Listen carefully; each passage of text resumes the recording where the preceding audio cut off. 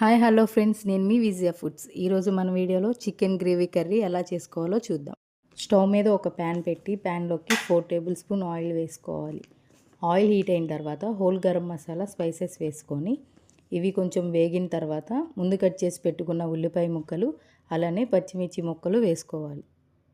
వీటిని ఒక్కసారి కలుపుకొని మూత పెట్టి 2 నిమిషాలు మగ్గనివ్వాలి. ఇప్పుడు గ్రేవీ కోసం పచ్చి కొబ్బరి ముక్కలు, ఒక ఉల్లిపాయ, 3-5 వెల్లుల్లి రెబ్బలు, కొన్ని గసగసాలు వేసుకొని మెత్తగా పేస్ట్ చేసుకోవాలి.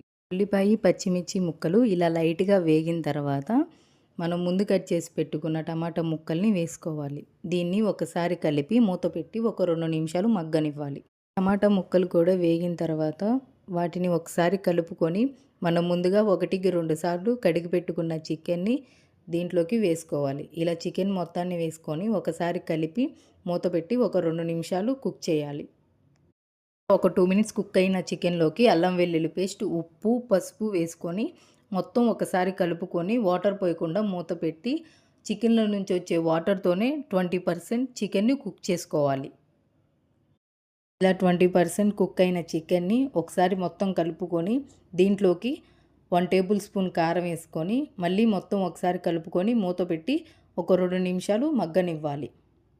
ఇలా మగ్గిన తర్వాత ఒకసారి కలుపుకొని మనం ముందుగా పేస్ట్ చేసి పెట్టుకున్న కొబ్బరి పేస్ట్ని వేసుకొని మొత్తం ఒకసారి కలిపి మూత పెట్టి మరో 2 నిమిషాలు మగ్గనివ్వాలి.